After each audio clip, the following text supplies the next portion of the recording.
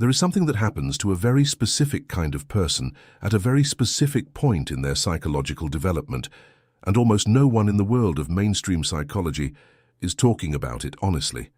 It is the moment when a person stops pretending to need what society insists they need, the party, the small talk, the performance of belonging, and begins, quietly and without apology, to feel more at home in the presence of a dog, a cat, a horse, or the simple company of a bird at a window than in most rooms full of human beings. This is not a failure. This is not a wound. This is not the symptom of a broken social life. And yet, every collective voice surrounding you has likely spent years trying to convince you that it is. By the end of this video, you will understand 3 things that cannot be unlearned once you see them clearly. You will understand what Jung actually mapped in his theory of psychological types, and why the rarest configuration of that typology produces a person who is genuinely, structurally unsuited to the social world most people inhabit. You will understand what this preference for animals is actually signaling at the deepest layer of the psyche, and why it is a sign of arrival rather than retreat. And you will understand what must still be faced, honestly without comfort, in order to complete what this preference has already begun. Stay with this. There is a particular experience, you know, though you may have never named it exactly this way. You walk into a room full of people and something in you, something very old and very quiet, begins to calculate the cost. Not the social cost, the internal cost. The amount of yourself you will have to compress, perform, translate, and carefully manage in order to move through that room without drawing the wrong kind of attention or disappearing entirely into exhausting invisibility. You know how to do it. You have been doing it for years. You have learned which version of yourself travels best in collective spaces, which topics are safe, which level of depth will not frighten people, which parts of your actual inner life must remain, as always, unexpressed, and then you come home. Or you step into the garden, or you sit down beside an animal, and something unlocks. Not because you are performing contentment, not because you have convinced yourself that animals are better than people, but because in that presence you are not required to manage anything. The animal does not need you to be less. It does not need you to be more.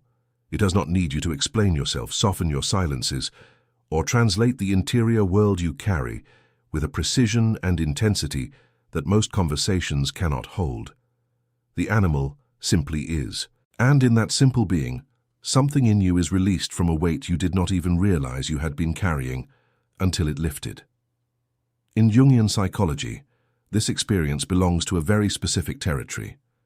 Jung proposed that the human psyche organizes itself according to what he called psychological types, orientations of consciousness that determine, at the most fundamental level, how a person takes in the world, how they process what they receive, and where the center of gravity of their inner life actually lives.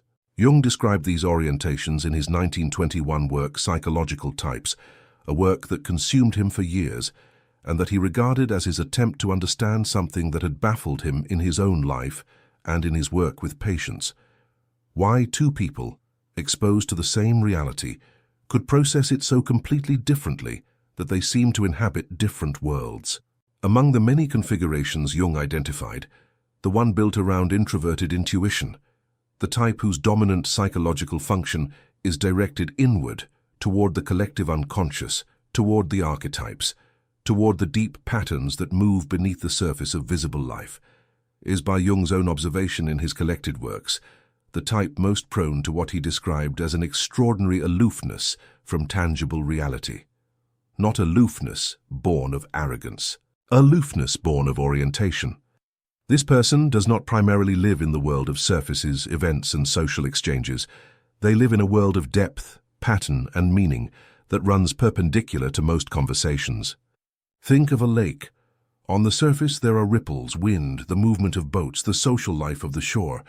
Most people live primarily on that surface, engaging with the immediate, the visible, the tactile. The person who prefers animals to people has, in many cases, descended so deeply into the interior of the lake that the surface, with all its noise and obligation, feels very far away. They can still reach it.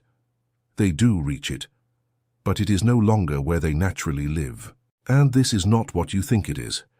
The collective system that surrounds the person who prefers animals to people has a very clear verdict on that preference, and that verdict has been delivered consistently from childhood forward through every available channel.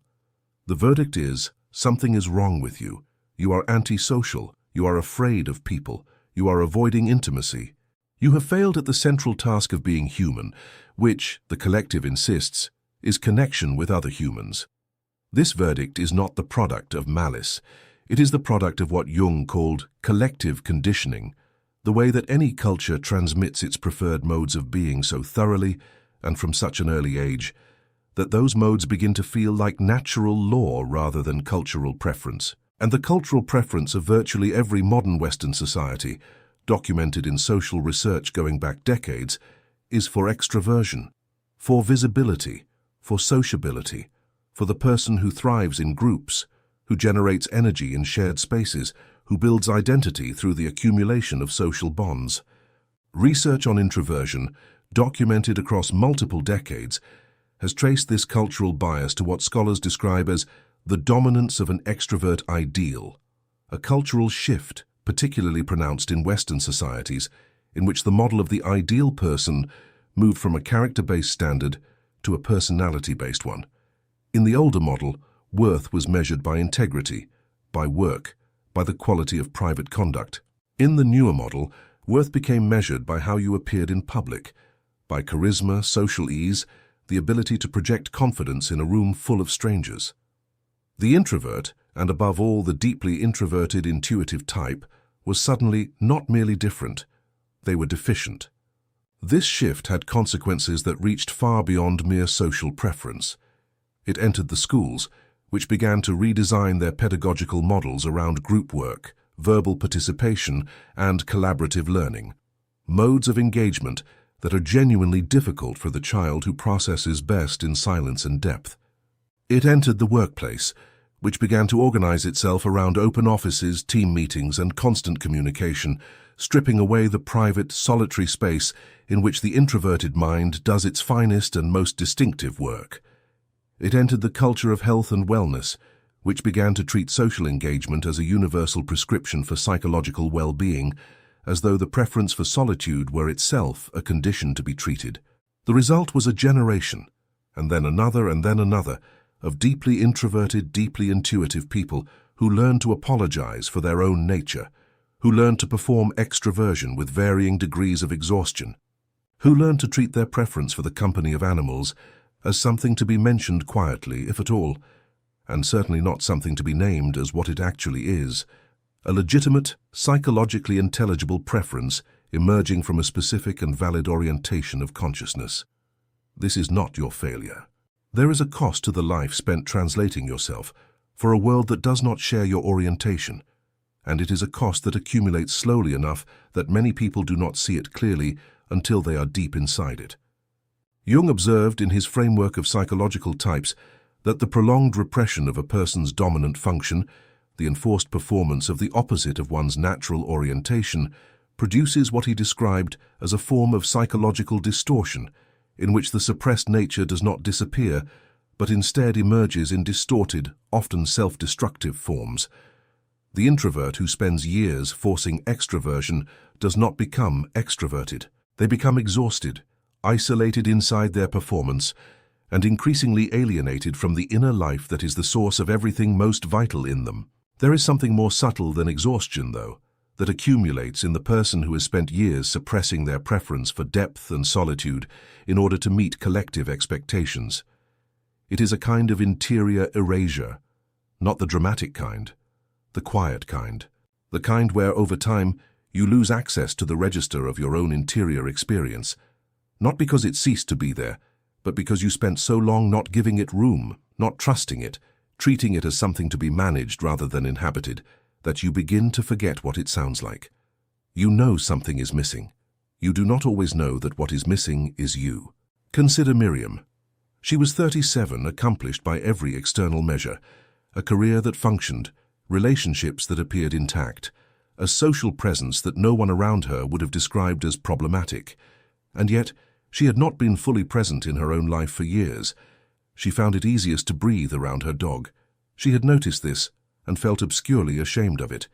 She told no one. She interpreted it as evidence that she was somehow inadequate at being human. She continued to perform the social life she believed was expected of her. And she continued to feel, in rooms full of people, like a translation of herself, accurate enough to function, but not the original. She had never considered that the ease she felt beside her dog was not a sign of what she was failing at. She had only considered that it might be a sign of what was wrong with her. How long have you been treating the thing that gives you the most genuine rest as evidence of your own deficiency? Here is the inversion that changes everything, and it cannot be unmade once you have seen it. What society calls social avoidance, what family sometimes calls coldness, what collective psychology has labeled as a deficit of human connection, the preference, that is, for the company of animals over the company of most people, is, in Jung's framework, one of the most coherent expressions of an individuation process that has reached a particular stage of maturity. Not malfunction, not avoidance, maturation. Jung proposed that the process of individuation, the lifelong movement toward psychological wholeness, toward the integration of the conscious and unconscious dimensions of the self, proceeds, in the introverted intuitive type, in a direction that is structurally different from the direction expected by the collective. While the collective models of psychological health tend to measure growth through increasing social integration, more connection, wider networks, greater comfort in collective spaces, Jung observed that for the deeply introverted intuitive type, genuine psychological growth can sometimes require the exact opposite movement, a movement inward, a movement away from the performance of persona and toward an encounter with the self. In Jungian psychology, the persona is the mask, the functional interface between the inner world and the outer world. It is not deceptive necessarily. It is necessary. But when the persona becomes the only self a person allows to exist in relation to others, when every human interaction requires the persona rather than the person, the soul, and Jung used this word carefully, begins to starve for authentic encounter. Animals do not encounter your persona. Animals encounter whatever is actually present in you at the moment of meeting. A dog does not respond to your social credentials, your professional title, your carefully cultivated image. A dog responds to what is actually radiating from your interior, your calm, your agitation, your grief, your peace. The encounter is real in a way that many human encounters are not. Not because humans are dishonest, but because the social world generates, through collective conditioning, an almost irresistible pressure toward the performance of persona. Think of a tree in late autumn after the leaves have fallen. The tree looks diminished, it looks bare. It looks, by the standards of spring and summer, like something that has lost what made it alive. But the tree has not lost its life. It has drawn its life inward. The roots are deeper than the visible structure. The stillness of the bare branches is not the stillness of death. It is the stillness of a system that has completed one cycle and is now consolidating in silence and in depth for what comes next. Not withdrawal, not failure.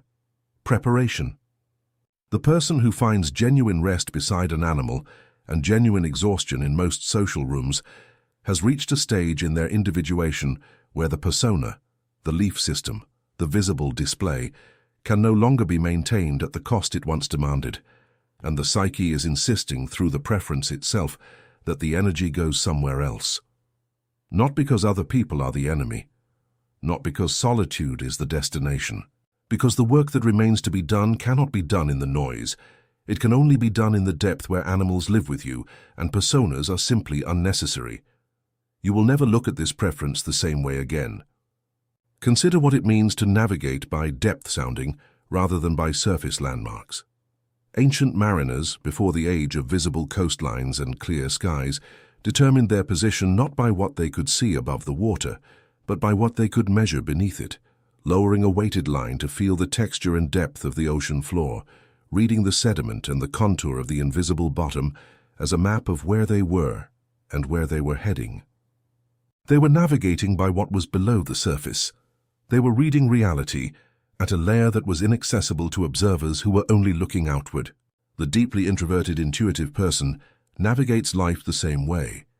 Not by the social landmarks that most people use to orient themselves, the approval of the group, the consensus of the room, the feedback loops of collective belonging, but by something internal, something that responds to depth and pattern and the particular texture of what is real beneath the visible.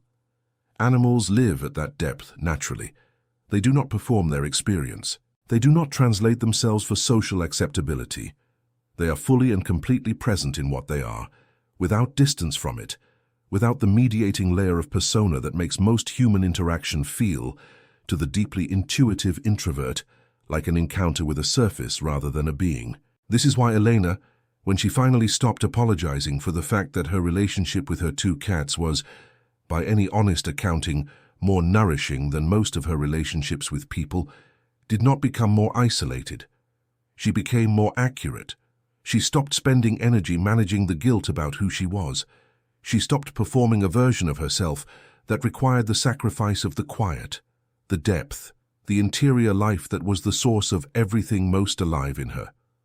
And from that accuracy, something unexpected happened. She began to be able to show up in her human relationships with more genuine presence because she was no longer arriving depleted, no longer arriving as a translation, no longer arriving already hollowed out by the performance of the day. She arrived from rest, from depth, from the place where she had been simply, fully herself. The transformation was not resolution. It was the beginning of a different relationship with her own nature, which is always where every real transformation begins. If you have ever felt this, the strange, guilty relief of an animal's company, the exhale that happens when the social performance is finally over, leave a comment below, just a word. You are not alone in this. Because this preference, when it is not suppressed and not apologized for, does not make you less capable of human connection. It makes you capable of a different and more honest quality of it. The transformation this video is pointing toward has a cost, and it would be dishonest to name the destination without naming, clearly, what must be surrendered to reach it, not softened, not framed to make it more comfortable than it is. The work of allowing this preference its full dignity, of ceasing to apologize for what you are, of building a life organized around your actual nature rather than the performance of an alien one, requires the death, in the psychological sense, of something that has been very useful for a very long time. What must die is the hope that the next social effort will finally feel natural. The hope that if you try a little harder, engage a little more, push past the exhaustion one more time, you will finally arrive at the ease with collective life that everyone around you seems to possess. This hope has kept you in a cycle of performance and recovery, that has been slowly but unmistakably consuming the energy that belongs to something else. The death of this hope does not feel like liberation when it first occurs. It feels like loss, like grief, like the quiet closing of a door you had been holding open for most of your life. In Jungian psychology, this kind of psychological dying is not a pathology. It is, in fact, one of the most clearly documented features of the individuation process, what Jung called the night sea journey, the period in which the conscious personality must relinquish the structures it has built for survival in one phase of life in order to allow the emergence of a more authentic configuration. Jung wrote about this in the context of his own documented confrontation with the unconscious, the years between 1913 and 1917, when his break with Freud had cost him his professional community, his certainty about his work, and his sense of where his life was heading, and when he descended deliberately into the interior, recording his visions and dreams in what would eventually become the Red Book, refusing to allow the pressure of collective expectation to pull him back to the surface before the deeper work was complete. What died in Jung during those years was his need for external validation, his need for the structures of the professional world to confirm the legitimacy of what he was doing. He built, literally and symbolically, his tower at Bollingen, a stone structure on the shore of Lake Zurich, where he worked with his hands, kept no electricity in the early years, and spent time in the kind of silence and solitude that the collective world could not provide, and that his particular nature could not function without. He did not do this because he had given up on humanity. He did it because the work he needed to do required a depth that noise could not reach. What must also die is the identity of someone who is still negotiating with collective expectations. The identity of someone who might, if the circumstances were right, finally fit. That identity has served as a buffer against the full weight of what it means to be what you are. Without it, you are exposed to something that is simultaneously more frightening and more honest. The recognition that you were never going to fit, not because something was wrong with you, but because you were built for a different kind of depth than most of the available surfaces could accommodate. Jung would tell you that this dying is not a tragedy. It is the necessary price of passage. Every initiation in every culture that has ever understood psychological transformation has included a period of dissolution, not because dissolution is the goal, but because certain forms must be broken before new ones can be built. The stone must be quarried before it can be shaped into something that lasts. What becomes possible on the other side of that dying is not a life without people. It is not a life of pure solitude, of retreat from the world and all its necessary friction. That is not what this is pointing toward. What becomes possible is something quieter and more solid than that, a life organized honestly around your actual nature, in which human connection exists where it genuinely exists, in which solitude is not a shame-ridden accommodation, but a legitimate and honored dimension of how you function, and in which your relationship with the animal world is not a consolation prize, but a genuine and meaningful part of your full psychological life. Jungian analyst Dennis Merritt observed that Jung believed to be truly human, we have to be in relationship to animals, both an outer relationship to actual animals and an inner relationship with the animal layer of the collective unconscious, with what he called the instinctual foundation that connects human beings to the deep biological inheritance they share with all living things. This is not sentiment. It is a claim about the full dimensionality of the psyche, which, in Jung's framework, is not exhausted by its relationship to other human consciousnesses, but includes an orientation toward the deeper, older, non-verbal layers of existence that animals embody naturally and that human social life, with its endless need for performance and translation, can obscure almost entirely. What emerges on the other side is not the person who no longer needs anyone. What emerges is not a saint of solitude, sealed off from the world behind the preference for animal company. What emerges is something more precise. A person who has ceased to betray themselves in the name of belonging, and who, because of that cessation, carries something into their remaining human relationships that was not available before, a quality of genuine presence that only becomes possible when the performance has finally, irrevocably stopped. There is a quiet testimony in the life of every person who has made this passage, who stopped apologizing for the depth of their relationship with an animal and allowed it to take its rightful place alongside everything else they value, and who found, without seeking it, that they became more themselves in all their other connections as a result. The animal beside you has never asked you to be less than you are. That is not a small thing. That is the oldest mirror in existence. You are not broken. You are not behind. You are not failing at the essential task of being human because you feel more genuinely yourself beside an animal than in most crowded rooms. You are not avoidant in the pejorative sense the collective uses to make deviation from the norm feel like disease. What you are is rare. Statistically, demonstrably rare. The introverted intuitive configurations of Jungian typology represent, by multiple estimates in the research literature, somewhere between 1% and 3% of the general population. In that context, the experience of not fitting easily into social worlds designed by and for the other 97% is not a personal failure. It is a predictable and coherent consequence of being structurally different from the majority, in a way that the majority does not have language for and therefore has historically labeled as deficiency. What you are going through is not a sign that something is wrong with you. It is a sign that something in you has already moved beyond the performance, beyond the hope that external belonging will eventually feel as natural as the belonging you feel beside an animal, and that the work now is to build a life honest enough to house what you actually are. That is not a retreat. That is an arrival. If this gave language to something you have been living in silence, the quiet preference, the exhausted performance, the strange, unguarded rest that comes in the company of an animal, share it with someone who is living the same thing but has no words for it yet. That person needs to know they are not alone, that their preference is not a wound, that it is in fact one of the oldest and most honest forms of psychological intelligence available to a human being.